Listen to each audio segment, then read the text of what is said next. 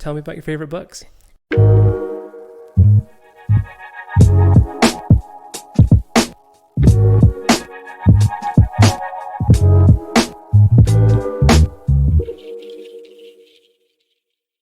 Welcome to the Left on Red Books podcast, where we talk about the books you love. I am here today with a good friend of mine, Kevin. How are you doing today, Kevin? I'm doing great. Thanks for having me. It's great to have you, though in a way, you're having me. I am. Because I'm actually traveling. I'm out of the office this week, and we have a makeshift setup here in Kevin's living room. Here in my empty house, just the couch. But it is a very cute house, and you're still getting moved in, right? Mm-hmm. So, yeah. Kevin and I go way back. We're friends from high school, but we didn't really talk a whole lot in high school, right? But in very recent years, you and I have become pretty darn good friends. Heck yeah. So, well, it's good to be home, and it's good to see you. Thank you. You as well. So, Kevin, tell me about your favorite book. So the book that I have chosen, and one that a series that I love, is the Unwind series.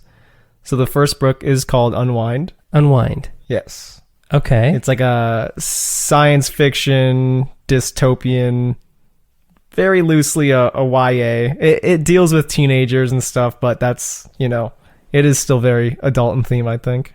Okay. So, Unwind. What is being unwound? So, in the not too distant future in America, there is a second civil war. And so this one is basically with pro-life versus pro-choice. There's a civil war, and after a few years, after a while, they come to a conclusion to do an unwinding. They create a heartbeat bill. So basically that means anyone from the age, birth to 13 can't be, you can't have an abortion, but once they get to the age of 13 to 18, the parent can decide if they want to unwind their child, essentially meaning that they can harvest their body parts to use for other scientific needs. Wait a minute. Okay.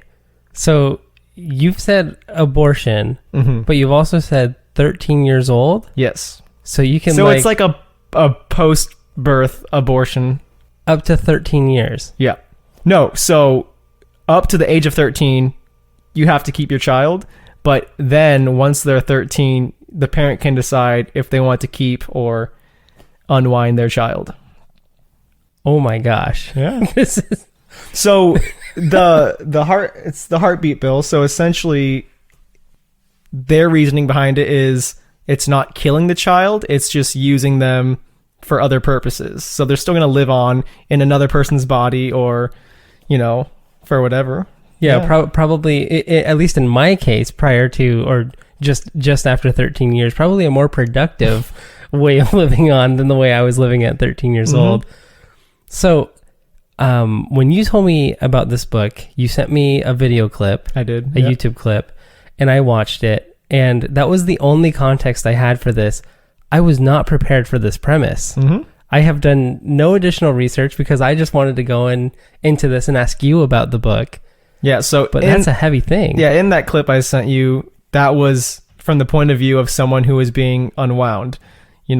They were in a doctor's office getting injected with a body-numbing agent so they could pretty much start being cut up piece by piece, but it's done in a way where it doesn't hurt the person, and they have to stay conscious throughout the whole process until they finally get to the brain.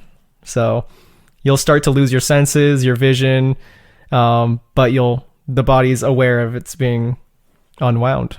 Oh my goodness. Okay. Yeah. Were you already familiar with the book before you saw this video? That video is what made me interested in the book. So I didn't read the book. This book came out in 2007. I read it in 2014 because I somehow stumbled upon that video. And that's where it all started. Oh my goodness. So I can totally understand why watching that video would make you want to read the book, because that video is very very emotive, and like the different kinds of ways that they explain the senses that she's feeling during this operation. And then at the same time, it doesn't tell you what they're doing. So you don't know why she's going to feel, a certain way now, or why she's going to lose her vision then. And that's what drew me in. It's like, why is this happening? What's happening? And then you go to the comments and see people start talking about the book, how excited they are about it. And that made me excited, and I had to go find it. Okay. And lucky for me, it ended up being 4 books. It's actually 6 books, but there's 1.5 and 4.5 or something like that. But yeah. Okay, fantastic. Yeah. So there's a lot of content to be looked through. There is. So when you first read the book, when you read the very first first in the series, when you started reading it, did it immediately catch your attention and keep your attention in the same way that video did? So yeah, first it sets up the world. So what's going on? You got the Civil War going on, and the interesting thing about this book is that they actually use real news articles as well as fake ones, but you can't tell what's real and what's fake. So they'll pull little news clippings from, the past decade talking about abortion, and that kind of prefaces what's happening in this section of the story. And so obviously it's a hot topic, pro-life versus pro-choice. And of course, yeah. I just wanted to see where it went, and I knew where it was going to go. For me personally, it did keep me pretty interested. What about it as you started? And I know you're talking about these news articles and things like that, but what is it about the book that keeps you? I think the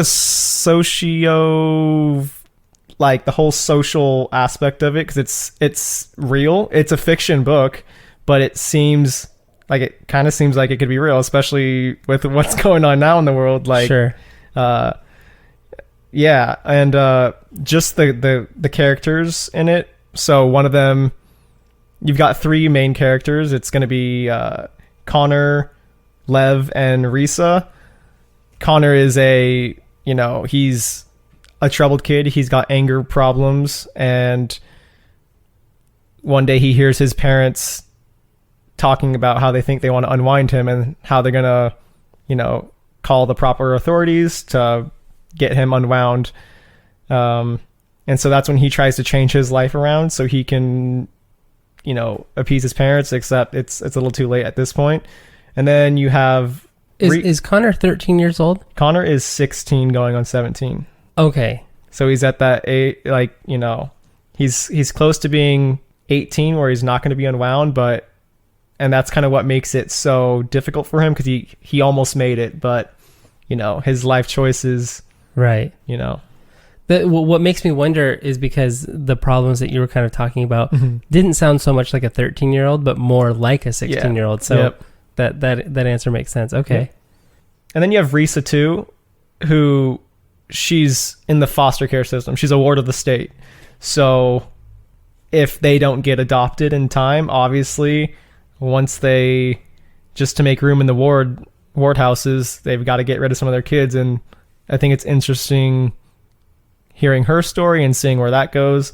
And then our third character, Levi, he is a tithe, actually. So with the religion of his parents, essentially he was conceived to be a tithe. And it's a pretty normal thing in this society. If you want to have a child to be a tithe, it'll, make God happy. And the kids who know they're going to be tithes, they are all for it. They think it's such an honor to be this holy figure, to be given to science, essentially, to help other people who lose limbs or body parts or need transfusions. These kids are born with the intent that they will be unwound. Yeah, they're told from birth. They know from birth, hey, you're going to be a tithe. So, they're sometimes a little bit more hoity-toity because they're a little holier than thou. Sure. I'm a tithe. When I'm 13, I'm going to be, given to God. Yeah, it's like the Hunger Games, like districts 2, 3, and 4. They know that they're going into the games, right? Mm-hmm. Okay. It also reminds me a little bit of, there's a movie I saw several years ago called My Sister's Keeper. I'm aware of that movie. I haven't seen it, but I know of the book and the movie. And do you know the premise? Yeah. Okay. Yep. Is that along the same lines? Similar, yeah. Okay. Yeah. Very interesting. So that actually, that makes me wonder. So, like in the case of the tithes, we know that they know that their body is going towards science. Mm-hmm. In the case of like a 16-year-old, I'm trying to think of like in the position of the parents, what would motivate me to want to unwind my child? Like, is there some sort of benefit to the parent? So it could be for a few reasons. One, there's the parents who didn't really want their kids. Again, they can't have abortions, but they have to carry it to term, if you want, for 13 years at least. And some of them just want to get rid of it. Say they're a single parent. You get the ones who, they have a troubled child and they don't want to really deal with it. It's kind of crazy to think about, like, oh, what a problem you are. Let me just get rid of you. But, I don't think there's any, I don't recall any specific benefit for giving your child up for an unwinding. Huh. Okay. Yeah, that's interesting. Cause obviously there are some circumstances where, you can make use of, body parts, but thinking about like ending the life of my child. You're not ending the life, you're just giving it to somebody else. Right. Yeah. I mean, we can get all Orwellian about it if we want to, but, I'm just thinking about that, like, repurposing my child's life, essentially changing what that life means completely. Yeah. There would have to be, at least for me, some sort of benefit, but maybe that's why it's up to the parents and their individual decisions. And it's very, they have to go through a few hoops and sign paperwork and get with the government to do it. So I'm sure there's something that comes with it. It's been a few years since I've fully dived into that book. But yeah. Okay.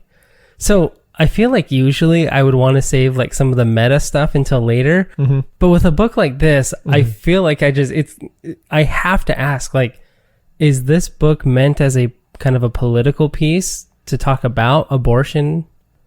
I think it definitely walks a fine line with that, but I also think it's seeing how, something becomes so normal in a society, how humans can be, easily swayed into seeing something as right, and how possibly a corporation could be the one funding it and trying to gain profit from it. But the pro-life, pro-choice it's definitely, it's a big thing, but it's not the full story. Okay. So you think that the book really gets beyond just the superficial, like really easy parallel between like contemporary abortion and the fictitious? And especially too, as you read further into the books, that becomes the root, but it grows into something else, and human decency and right versus wrong, and facing tough choices. Okay. So how did they go there then? How did they take it from just abortion to this greater concept? So our three characters, Connor, Levi, and Risa, actually end up in the same van that the government is picking them up in to take them to what is called a harvest camp. And that's where they go for a week or so before they get chosen to be harvested. So Risa and Connor want to get out. They obviously don't want to be there, and they try to create an escape plan. And while that's happening, Levi gets kind of pulled into that. He feels a lot of remorse and guilt when they do eventually find a way out. But he continues with them on their journey, and through that, he kind of sees what life actually is when he's not being fed all of these things told by his parents and with his church, that he can actually have his own life. Throughout this, as they're traveling, trying to find safe havens, they do come across other adults who don't agree with the bill of life. I called it the heartbeat bill earlier, and that's actually what we actually have now. So I'm getting real life and this world mixed up, but hey, that's kind of where we're heading, I think. Sounds like that's good writing. Yeah. So, and there are adults out there who will kind of harbor kids for a little while. And eventually they find this place called the graveyard. It's an abandoned airplane facility where there's a bunch of planes that no one uses anymore. And that's actually where a group of these kids are hiding.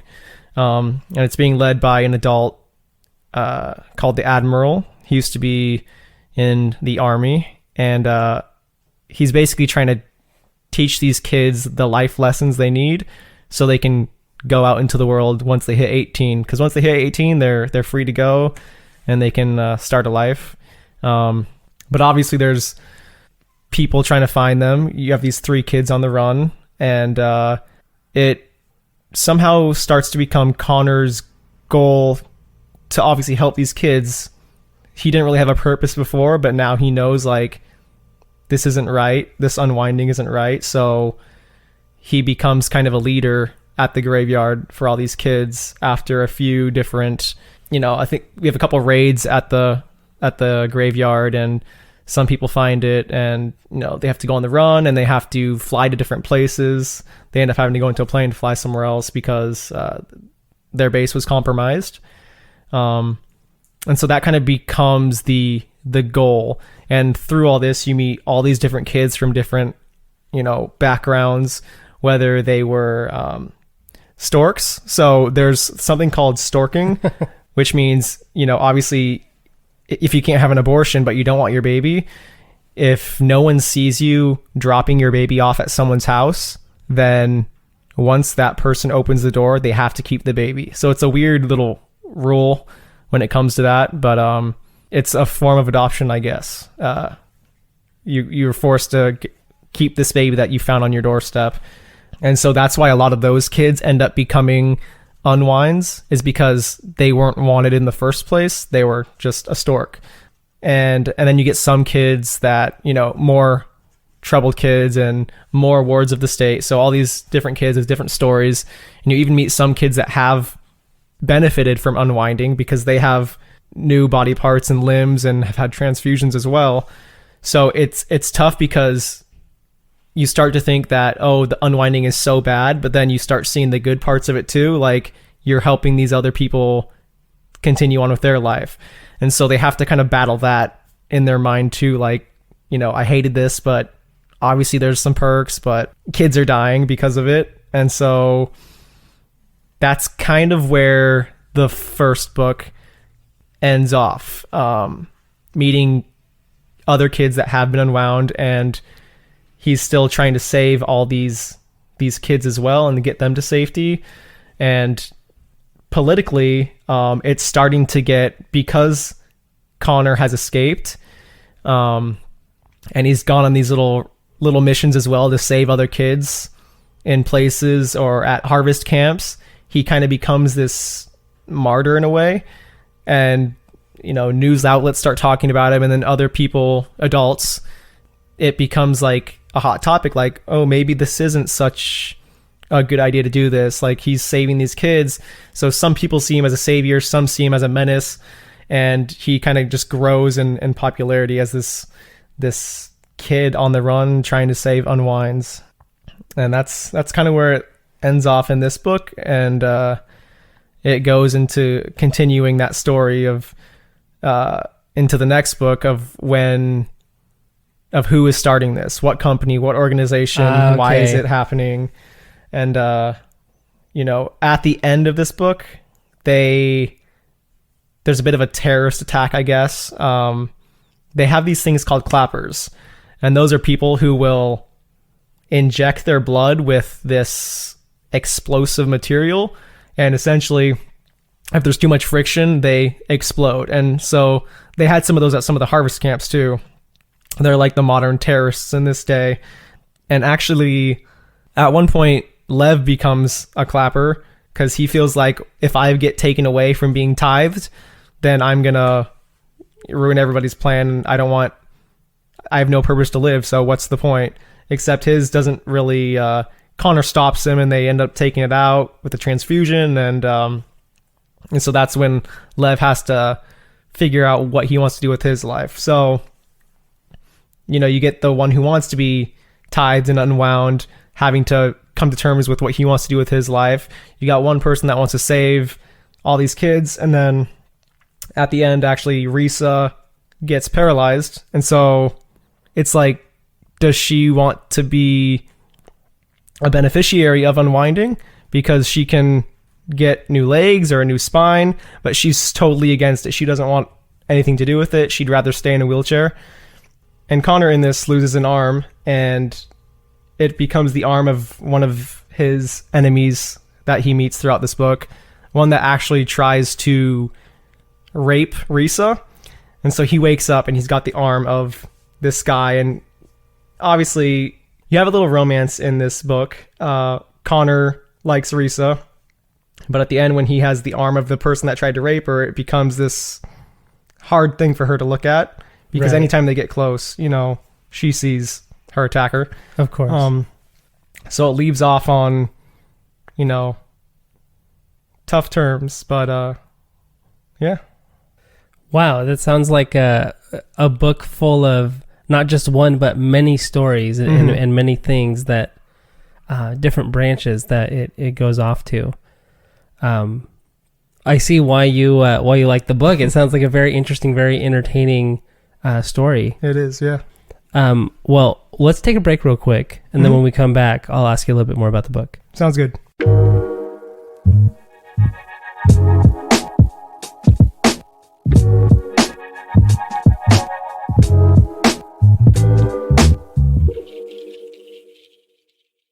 All right.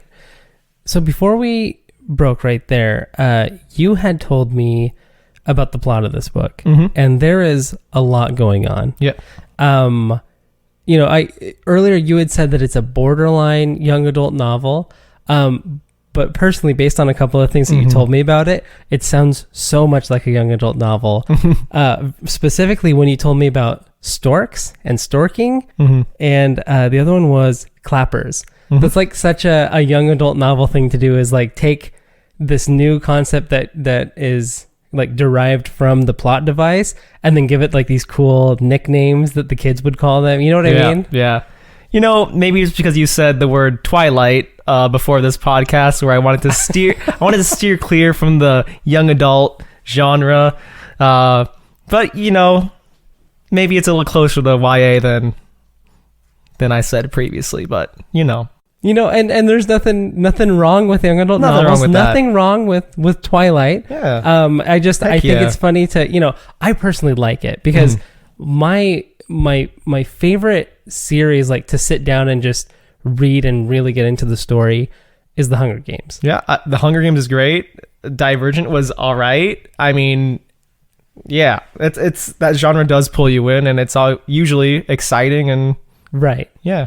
And so I don't mind it, and I love that authors get to like create their own pop culture or their own kind of language and stuff like that. I think it's really fun. But the thing that's catching my attention here is how we've started just with this one kind of device here, this this idea of, I guess, this new concept of abortion happening after the fact, when a child's already very much developed their own being, their own sense of self. But then you have all of these like realities or these facts that have to extend from it. The one that you mentioned earlier, you were talking about this guy, did you say he was the admiral or the general? Admiral. Yeah. And that he was kind of helping these kids get to their 18th birthday. Yeah. And at that point, they would be essentially free from being unwound. Yeah. And like legally and logically, that makes sense. The question I have is like, wouldn't that kind of create this issue where you would have maybe these 19-year-olds or 20-year-olds who are being kidnapped and, I mean, we're already kind of talking about, ugly topics here. But like these kids kind of see it as like, I'm home free once I'm at 18. Yeah. But I feel like in a reality where this is what's going on, they would still be in danger. Honestly, there is a black market out there, and there are some, there's cops out there, but then you have the one-off ones who are feeding the black market. And we do have a cop in this story that does have a chip on his shoulder working with these kids, and he doesn't mind breaking the cops' rules to follow his own rules and what he thinks is right, and he'll try to do what he needs to do to capture these kids, even if they're home free. So this cop is catching kids that rub him the wrong way and delivering them to like these hosts. It's mainly with these three. Connor becomes this big figure, and I believe Connor damages this cop's eye where he has to get a new one. And so that is where he's like, you know what, this is my mission now. I'm going to really mess this kid up, and that becomes his goal. Oh man, that's sometimes, like, even though these stories are fiction, they're very, very sympathetic. Like it's really easy to find yourself thinking about the what if, you know, what if I was in that situation? Okay, so this policeman sounds like a jerk. You had the Admiral. Can you tell me any more about... He sounds like a very interesting character. So, let's see. He's the one that runs the graveyard, and he's been doing it for a while now. Is it a literal graveyard? I forgot. No, it's just... They call it the graveyard. It's just this open desert field where planes get dumped, essentially. Planes that are no longer viable to fly. And that kind of becomes the housing for all these misplaced kids. Okay. It's a lot like the elephant graveyard from The Lion King. Yes. Yeah. Once these... all these hyenas.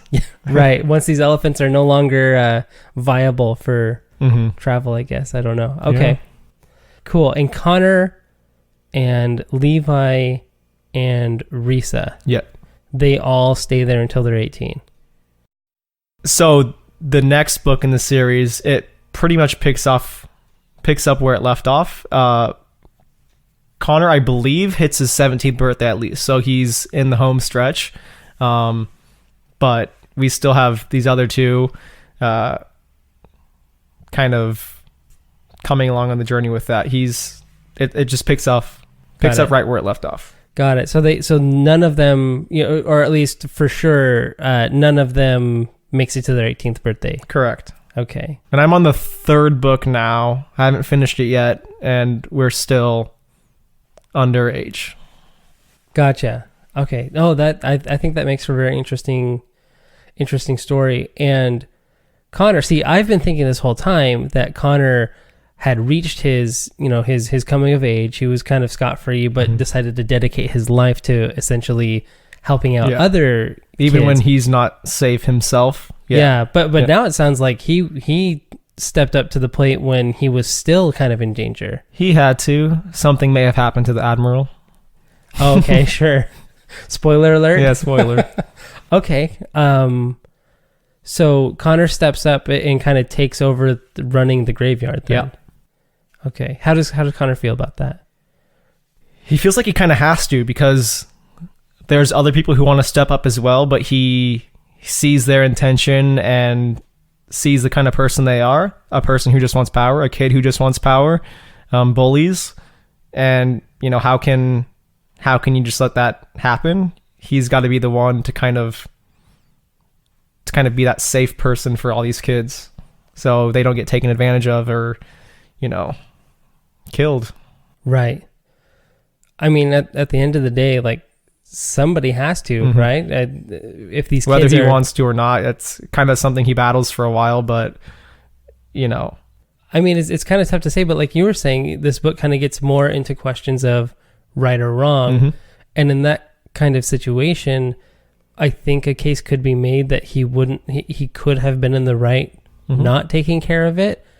But is there some sort of greater good? Or, I mean, even if it's just in his own conscience, like, for him personally, he wouldn't be able to live with the guilt of not helping these kids who are more helpless than him. I think so, because when he first got to the graveyard, obviously you're making all these relationships with all these kids, and you're hearing their backstories and learning about their family, and all these kids being not just taken away from their family, but given up by their family.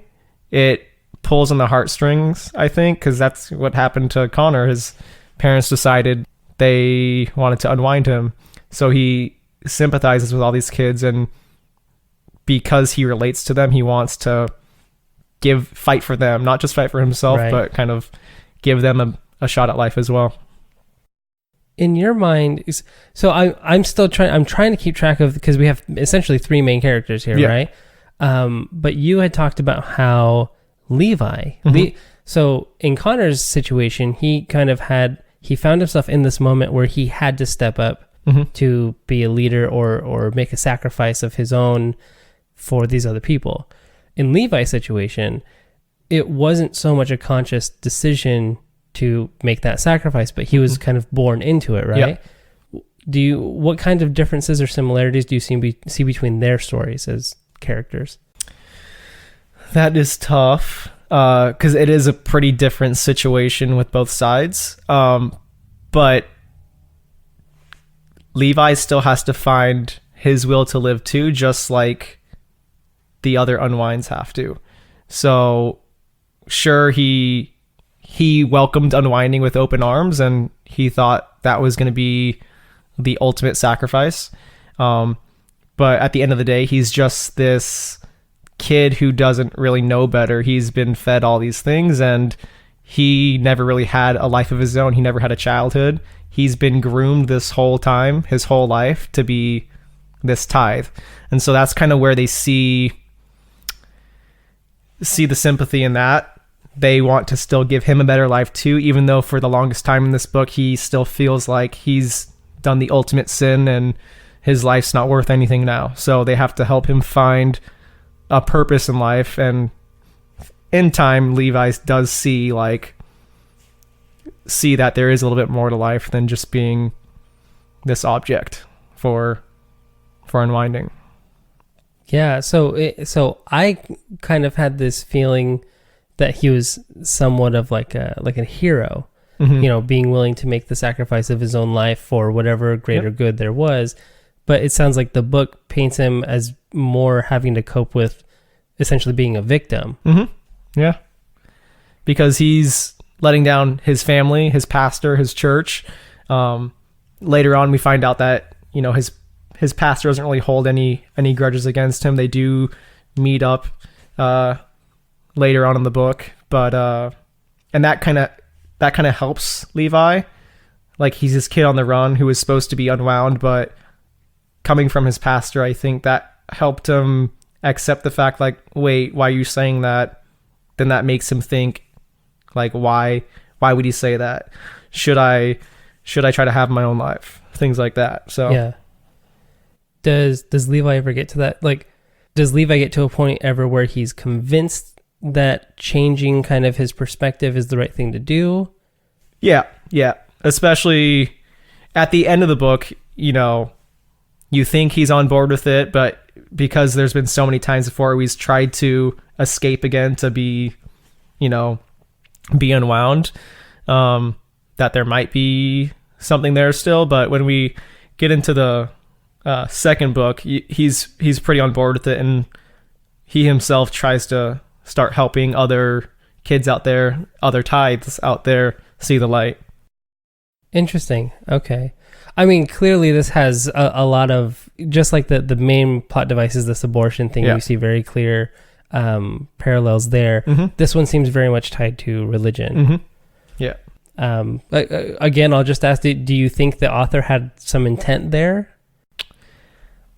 Or is it more just a circumstance of the kind of the continuity that the author has created? I think it was circumstantial, but it definitely benefited, because I actually met him at a book signing, and he kind of talked a little bit about this. The thing that made him write Unwind is he would start seeing all these stories of how we're advancing with being able to use the majority of the human body, and by the end of his lifetime, 100% of the human body should be able to be used to help others who need it. And so he started thinking about that, and that is kind of how this story got created. And then obviously in the news too, during this time, it was a lot of the pro-life, pro-choice stuff. So it kind of organically grew from that. And I think the religious aspect definitely just fit into the story, and yeah. Okay, so I want to ask you more about the author, but Okay. real quick, because you and I are the same age. Yes. And I don't know if you feel the same way about it that I do, but I remember when I was like in high school, there was a lot of talk about stem cell research. Mm-hmm.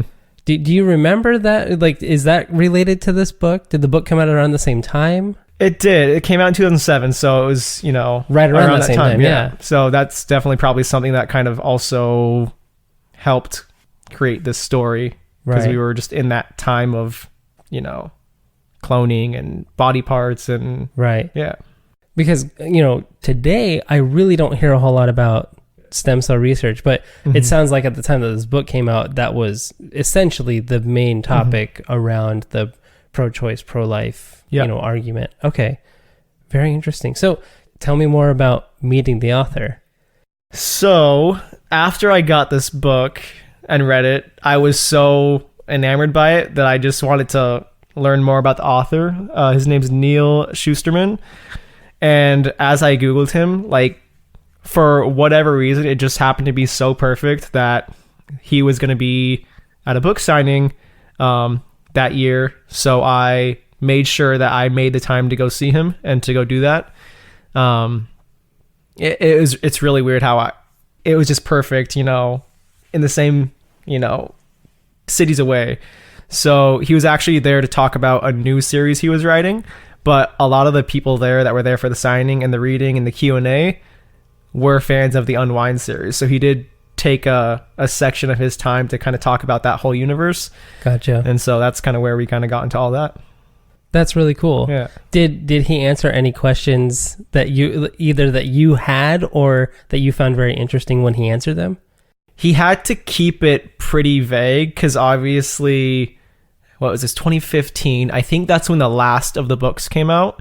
So obviously, a lot of the people still had questions of what's going to happen. So he couldn't get too deep into that, but he just wanted to talk about mainly some of the themes of the book and how he came to write the book, essentially. Sure. Yeah. Okay. I guess last question I would have about this is, did you have a chance to talk to him yourself? I did. Everyone got to go up and kind of get a book signed by him if they wanted. I brought Unwind, obviously. Oh, okay. And, just a brief conversation like, hey, thank you for, this book's awesome and I love it. And I actually bought the rest of the series while I was at that bookstore. And so he talked to me about that. I was like, oh, obviously you really liked it. So thank you for being a fan. And then in the book, he wrote, to Kevin, stay whole. So I thought that was pretty cool. Stay whole because, don't get unwound. Yeah. Very cool. Very cool. Okay. Well, so let's jump back into the book because there is another character, Risa, that I haven't asked you anything about. And you've told me one or two details that I don't know where these came from. So you mentioned that Risa was in a wheelchair. Yeah. At the end of the book. At the end of the book. Yeah. So it's something that changes from the beginning to the end. After one of the Clapper terrorist attacks that she happened to be in the vicinity of, she got injured in that and became paralyzed, essentially. Sure. Man, this, I'm not reading it, but I'm imagining these, knowing enough about the Clappers and knowing enough about the circumstances of the book.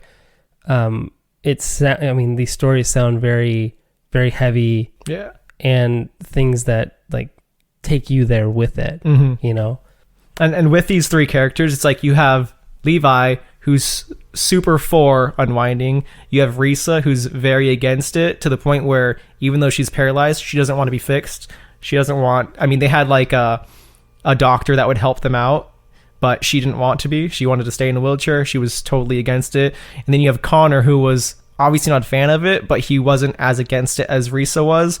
So you're balancing all these opinions and feelings, and somehow it works that they become really close friends and still help each other out.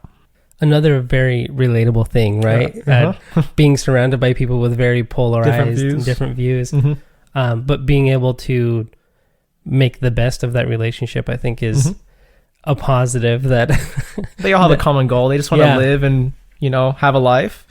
You're telling me that Democrats and Republicans both just want to live and have a life? Who? Just kidding. No worries. Okay. So she's injured in this terrorist attack. How does she deal with that change in the book? How does the character deal with that? She becomes a much colder person. She kind of just wants to stay alone in her room. She doesn't like any visitors. Pretty much the only person that can visit her is Connor, and then a few of the kids in the graveyard that have jobs to, feed her and work with technology and just to check in on her. But she pretty much doesn't want any other visitors. So she pretty much has to deal with like a PTSD almost. Right. She becomes this cold, darker person, and Connor tries to bring her out of that. I mean, PTSD, of course, and it's no surprise that somebody who experiences that kind of injury would become depressed. And probably... Does she struggle with feeling dependent on Connor, even though he's totally there for her? She tries her best to I don't need your help. Don't help me. She'll struggle, and, she will allow, Connor is the only person that she will allow to help her out. And even then it's after he has to push her and be like, hey, no, I'm helping you. So, yeah. Okay. I'm also remembering now, you said that Connor and Risa had a relationship, right? It wasn't Facebook official. It's a stage relationship. Yeah, because they're co-stars. Yeah, they're obviously started out this journey together in that van, getting picked up by the government and escaping together, and they just naturally become super close with staying together to stay alive. And in that,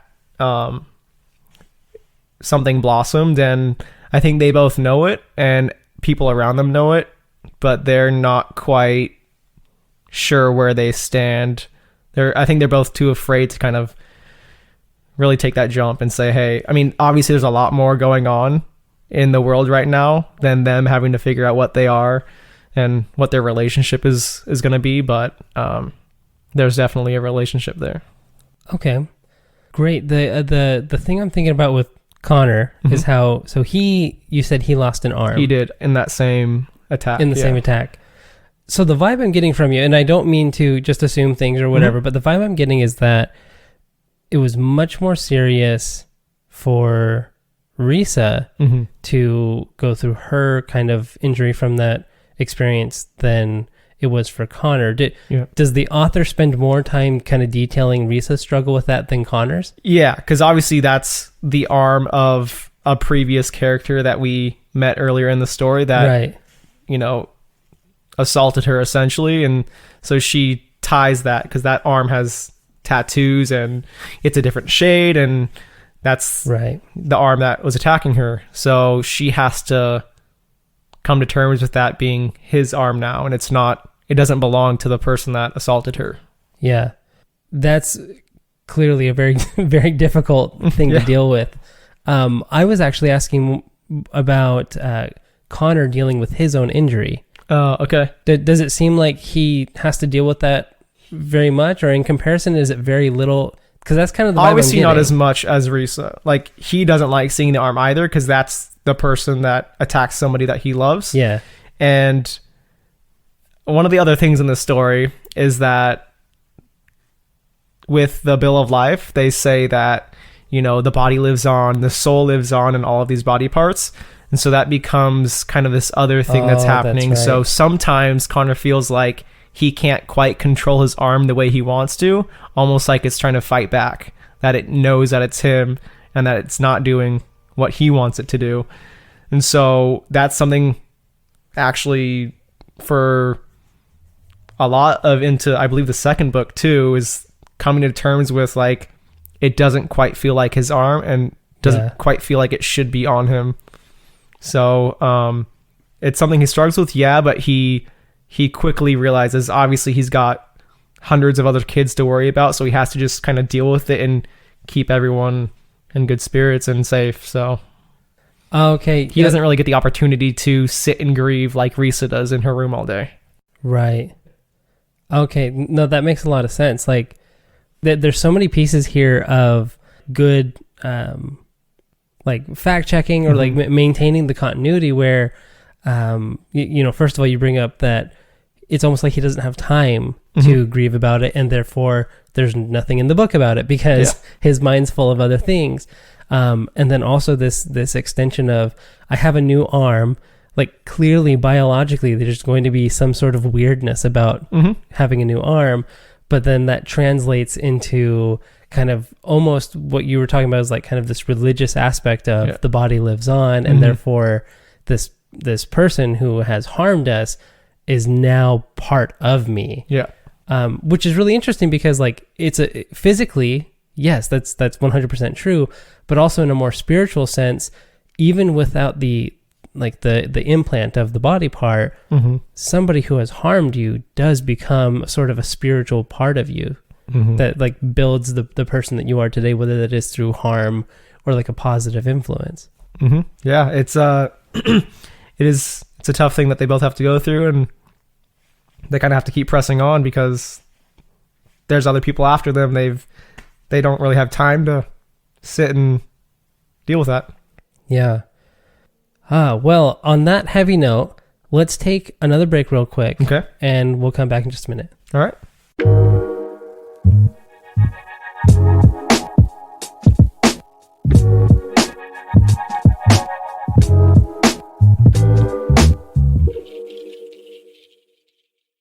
So before we left, we were dealing with some heavy stuff. Yeah. Some death, some PTSD, some real like heartache in relationship and all that. And you even were telling me about how like the soul lives on in these body parts that are unwound and donated, Correct. right? Yeah. So actually, at the end of the book, it kind of leaves off on this somewhat chilling note. So it's just pretty much telling us the story of this unwound person that we don't know. It starts off at the 26th birthday of someone named Harlan, and there are almost 100 people at his party. The thing is that this party is for Harlan, and everyone there has a piece of Harlan. So the parents like invited everyone who has bits of their son for this like memoriam birthday for their son. Yes, they did end up unwinding their son, but obviously they felt guilt about that, and this is kind of how they're dealing with that. And so you'll hear people talking about like how,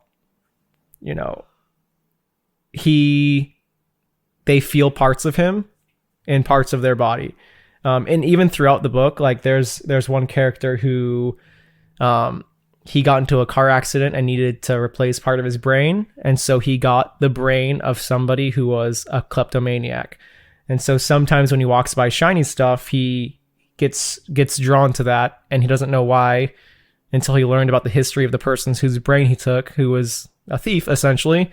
And so he has to keep combating these feelings of, ooh, shiny, let me go take that, with like this, this is my brain, this is not yours. But back to the end of the book, the parents are pretty much watching all these people talking together and seeing similarities with their son of how they're acting or how they're moving.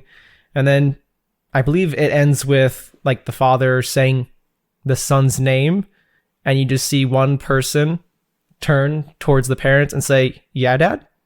And so it's really interesting. It's like, did that part of the brain take over the body? Was that actually his son talking to him, or is that part of just like an instinct to say that? And they kind of explore that in the later books. But yeah, it was a shocking moment. Oh man, that's how the book ends. Yeah. It kind of leaves you on this like this crazy note. Yeah.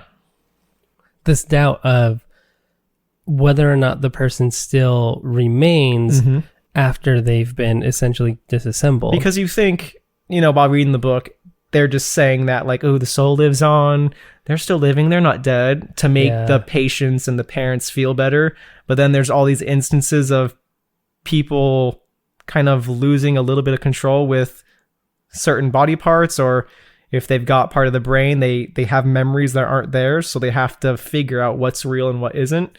So it's crazy. Oh, wow.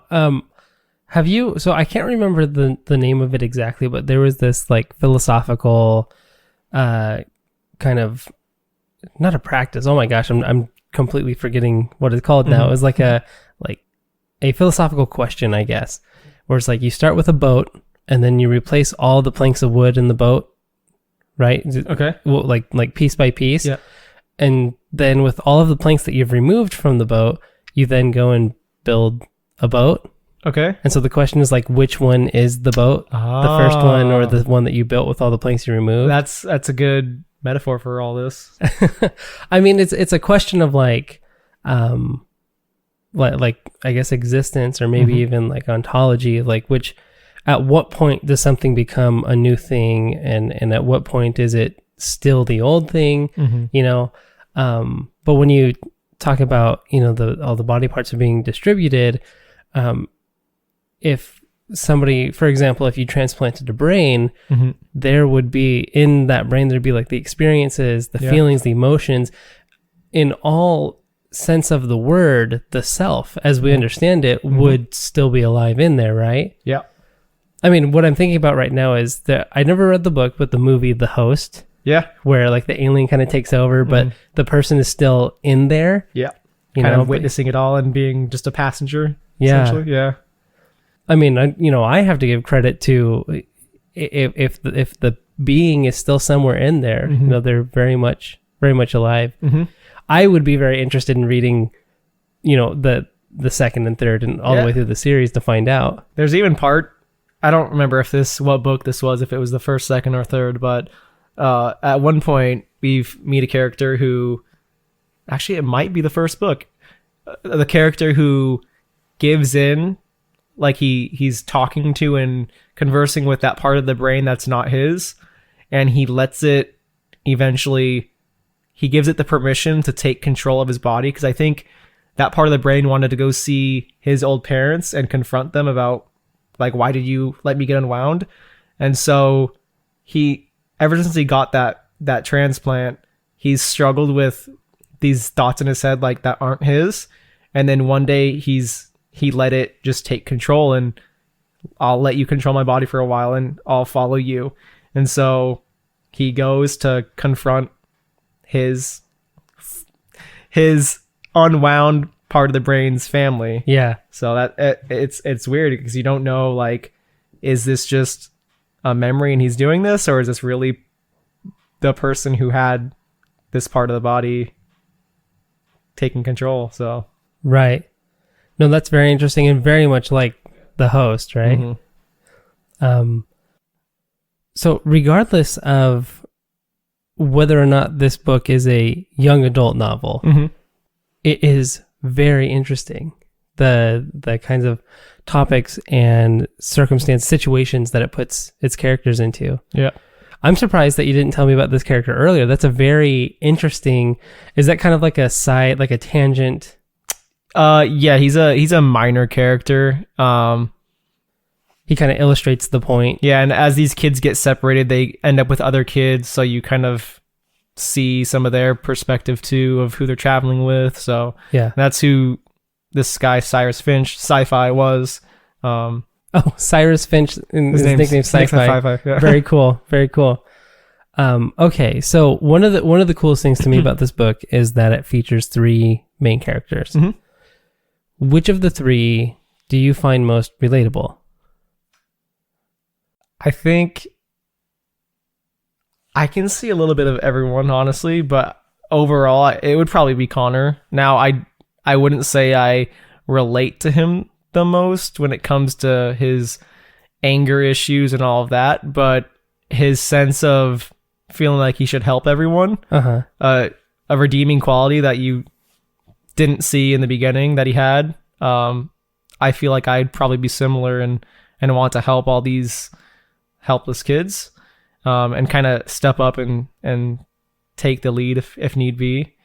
Yeah, so I'd say Connor. When it comes to like the anger issues and that kind of stuff, you're much better at veiling it, is what you're getting at. I don't think I really harbor any anger, really. No, I'm kidding. As annoying as that is, unfortunately, everything is rainbows and sunshine. For those of you at home, Kevin is one of the least angry people I think I've ever met in my life. So, thank you. No, understandable that, that's not the part that you relate with, but kind of what we were talking about earlier, the question of, like, what is good, and is there a better good that I should be basing my decisions on? If you're comfortable, is there an example of a better good that you've needed, like a decision that you've needed to make for the sake of a greater good? Not one that I could really think of off the top of my head. Obviously, I've been put in situations sometimes that I'm not comfortable in, but because I know it's uncomfortable for others, as a supervisor at work, I'll have to step in sometimes and do the uncomfortable work, whether that's with an upset customer or injury or a fight. I'll have to step in. If I was not on the clock being a supervisor, would I have done that? I probably wouldn't have been as quick to diffuse the situation, but something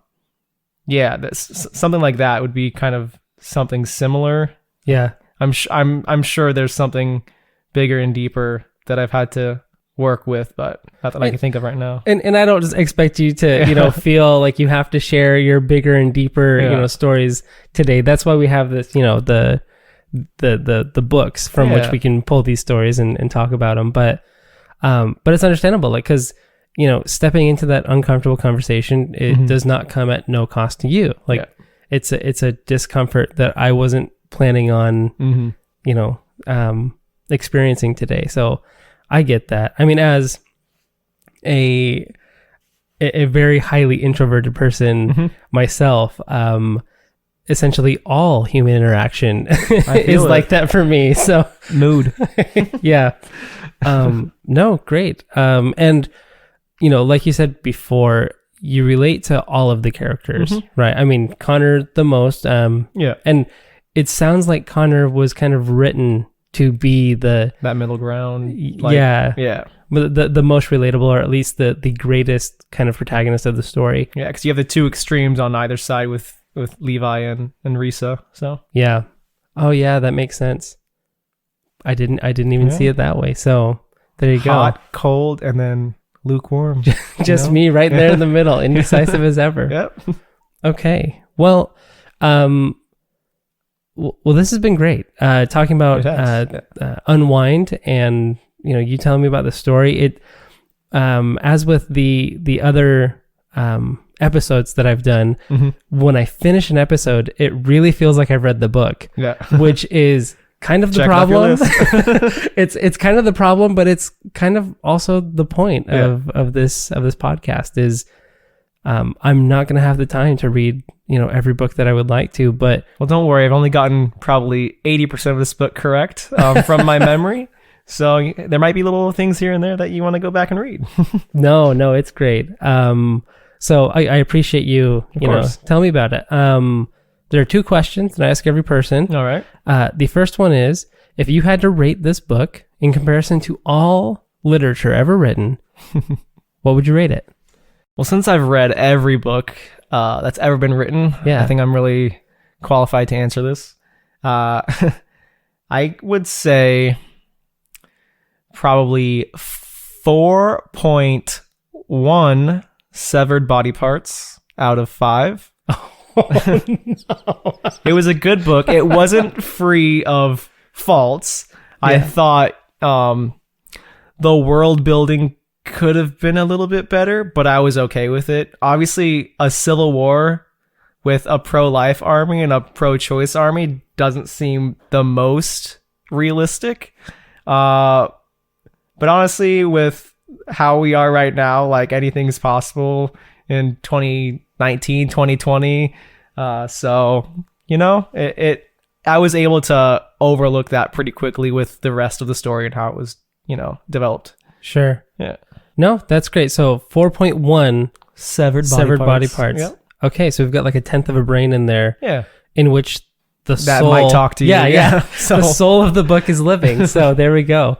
Okay. And then the other question I always ask is, who would you recommend this book to, or who do you think could benefit from this book?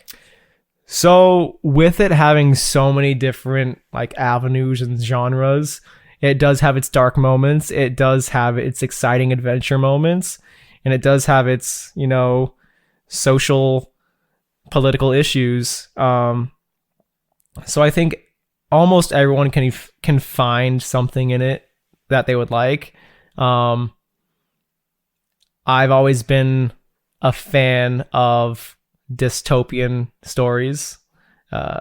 So I think if you're used to that, that Hunger Games series, that Divergent series, this is similar but a little bit darker. So if you want something a little bit more that even makes you think and introspective on something that could be, it makes you ask yourself questions like, what do I think? What do I believe? And you start seeing all these other these views, and it kind of helps you get a better picture of what you truly believe and what you think is right. So almost anybody, but if you really like dystopian, that's kind of the way to go, I think. Okay. Fantastic. So if you're listening, you're looking for a good dystopian novel, Yeah. Unwind. Well, Kevin, it has been such a pleasure to have you on the podcast. Thank you for coming to my house. It's been a pleasure having you. Right. This is the longest I've had anybody stay, so, congrats. Wow, it's an honor, and you heard it here first, folks. Okay, so for those of you listening at home, you can follow and connect with the podcast on Twitter at Left on Red Books, and on Instagram at Left on Red Books Podcast, and also find us on Goodreads, Left on Red Books Podcast. Thank you for joining us. Kevin, thank you for joining me. Thank you. Thank you for listening. And thank you for telling me about your favorite book. Of course. Stay whole.